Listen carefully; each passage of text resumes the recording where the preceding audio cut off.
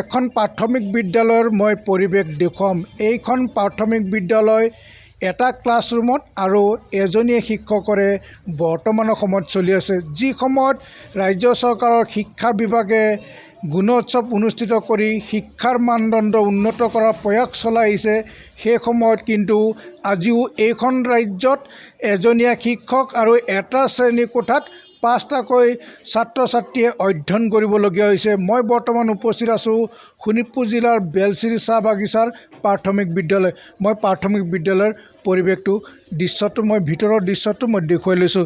এইখন প্ৰাথমিক বিদ্যালয় 1960 চনত স্থাপিত হৈছিল আৰু 2001 চনত চৰকাৰীকৰণ হৈছিল।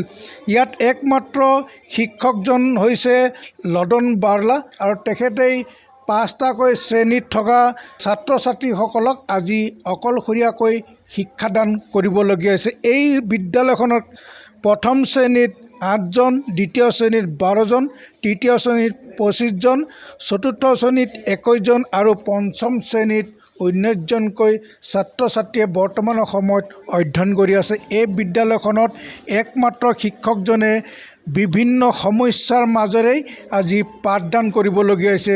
বিভাগীয় কাম কাজ, শিক্ষাকৰ্তী এপছত তেওঁলোকৰ ছাত্ৰ ছাত্ৰীসকলৰ নিয়মীয়া উপস্থিতি, মধ্যাহ্ন ভোজন আৰু বিভাগীয় সকলো কাম কাজ তেওঁ অকলশৰীয়াকৈ সমাধান কৰিবলগীয়া হৈছে। এই বিদ্যালয়খন একমাত্ৰ এটা কোঠাত এইদৰে ছাত্ৰ ছাত্ৰীয়ে একেলগে অধ্যয়ন কৰিবলগীয়া হৈছে। এইখিনিতে এটা প্ৰশ্ন উত্থাপিত হৈছে, যদি এটা শ্ৰেণী কোঠাত 5টাকৈ ছাত্ৰ ছাত্ৰীয়ে অধ্যয়ন একে সময়ত এজন শিক্ষকে কৰিবলগীয়া হৈছে, তেতিয়াহ'লে গুণগত শিক্ষা এই ছাত্ৰ ছাত্ৰীসকলে লাভ কৰিবনে? এনে এক প্ৰশ্ন বৰ্তমান উত্থাপিত হৈছে। মোৰ সৈতে লদন বাৰ্লা একমাত্ৰ শিক্ষকজন আছে। মই তেখেতৰ পৰাই কথাখিনি জানিব বিচাৰিম যে বৰ্তমানৰ সময়ত আপুনি বিভিন্ন সমস্যাৰে শিক্ষাদান কৰিবলগীয়া হৈছে, কি ক'ব? হয় ছাৰ, ND24 নিউজৰ দ্বাৰা মই ক'ব বিচাৰিছোঁ যে এটা বাৰ্তা যাওক যে আমাৰ বেলশ্ৰী টি গাৰ্ডেন প্ৰাথমিক বিদ্যালয়ত ইয়াতে বহু দিনৰ পৰা মানে ধৰক এতিয়া 1 বছৰে হ'ল 2জন শিক্ষক আছিলোঁ। চাবান লুগুন আছিলে, তেখেতে এতিয়া 2024 জুন মাহতে ৰিটায়াৰ হ'ল।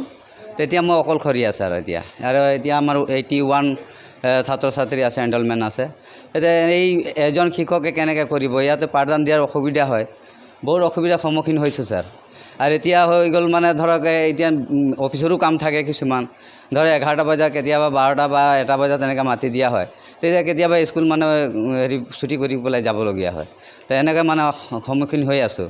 আৰু অকলশৰীয়া ধৰক শিক্ষকে এজন পাঠদান দিয়া অসম্ভৱ। আৰু যিহেতু আমাৰ এতিয়া এনেই চৰকাৰী ৰেটত মানে 30:1 লাগে এটা টিচাৰ, এতিয়া আমাৰ 81 আছে। তাতকৈ বেছি এতিয়া অন্ততঃ 3টা টিচাৰ হ'ব লাগে ইয়াত। আৰু এটা শ্ৰেণী কোঠাতে এতিয়া এটা শ্ৰেণী কোঠা যিহেতু, আৰু যিটো আছে শ্ৰেণী কোঠা সেইটোতো একদম ভাঙি চুৰমাৰ হৈ গৈছে ছাৰ। সেইটো বেয়া হৈছে, তাত বহিবও নোৱাৰি আৰু ভয়ো লাগে, তাত বেৰাবিলাক চব মানে পৰি আছে। তো এনেকুৱা ক্ষেত্ৰত মানে আমাৰ ইয়াত বহুত অসুবিধা মানে সন্মুখীন হৈছোঁ মানে।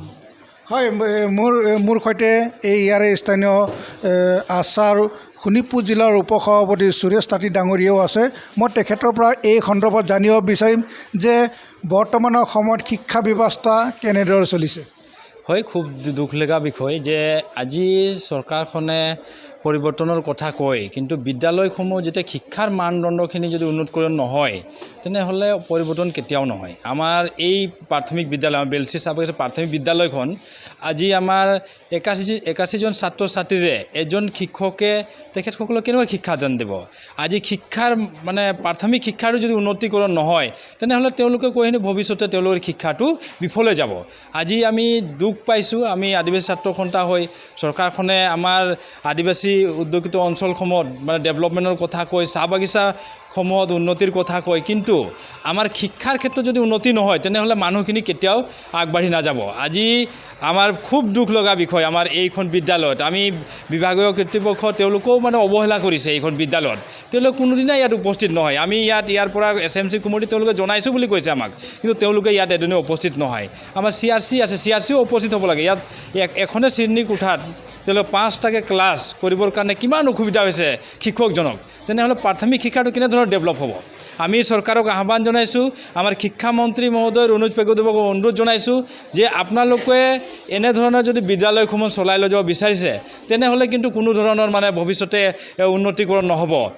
একমাত্ৰ শিক্ষাহে মানে মূল মন্ত্ৰ। আমাৰ মানুহখিনি যদি শিক্ষাৰ ক্ষেত্ৰত ডেভেলপ নহয় তেনেহ'লে কালি কি হ'ব? আপোনালোকে চৰকাৰী বিদ্যালয়সমূহত কিছুমান জেগাত মানে মেট্ৰিক পাছ কৰাৰ লগে লগে তেওঁলোকে এটা পাৰ্চেণ্টেজ দি দিয়ে। ইমান পাৰ্চেণ্টেজ 40%, 50% থাকিলেহে তেওঁলোকে বিদ্যালয়সমূহ মানে কলেজসমূহত এডমিশ্যন পাব। আমাৰ ছাত্ৰ ছাত্ৰী তেওঁলোকে কোনো ধৰণৰ প্ৰাথমিক শিক্ষা ভাল নাই। তেওঁলোকে মানে বয়স অনুযায়ী যদি সৰ্বশিক্ষা যেনেকুৱা পাছ কৰিয়ে যাব লাগে তেনেকুৱা যদি পাছ কৰি যায় তেওঁলোকে মেট্ৰিকত তেওঁলোকে ৰখি যাব। যেন যদি কিবা কাৰণে পাছ কৰিলে তেওঁলোকে গহিনী কালি ভাল এটা মাৰ্ক নাপাব, তেওঁলোকে কলেজ এখন এডমিশ্যন নাপাব। তো এই ক্ষেত্ৰতো বঞ্চিত হৈ আছে। যাৰ কাৰণে চৰকাৰক আহ্বান জনাইছোঁ আমাৰ চাহ বাগিচাসমূহৰ বিদ্যালয়সমূহত উন্নত মানৰ মানে কৰিব লাগে। শ্ৰেণী কোঠাকে লৈ শিক্ষাৰ ব্যৱস্থাটো শিক্ষকত মানে দিব লাগে। মানে শিক্ষক নহ'লে আৰু বিদ্যালয়সমূহত এনে ৰাখি লাভ নাই, তেনেকুৱাহে আমি অনুভৱ কৰিছোঁ। বিশেষ আমাৰ এইখন বিদ্যালয়ত 101টা সমস্যা আছে। আজি এখন শ্ৰেণী কোঠা না ৰান্ধনীশাল এখন ভাল আছে, না আমাৰ শ্ৰেণী কোঠা আছে, না কোনো শৌচালয়ৰ ভাল ব্যৱস্থা আছে। কোনো ধৰণৰ মানে ইয়াত ব্যৱস্থা আমি দেখিবলৈ পোৱা নাই। ইয়াতে মধ্যাহ্ন ভোজনৰ চাউল একেটা মানে ৰুমতে ৰাখিছে। তো ইয়াৰকে দুখ লগা বিষয় কি হ'ব পাৰে?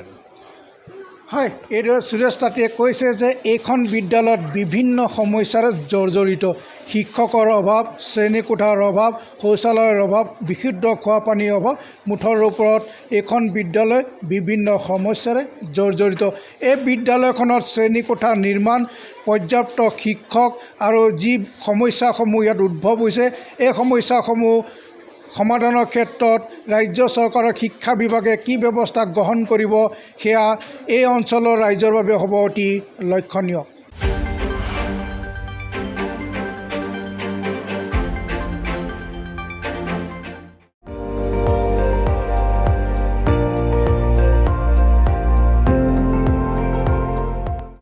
আপুনি চাই আছে ND24, সৰ্বশ্ৰেষ্ঠ নহয় সৰ্বোত্তমৰ দৌৰত।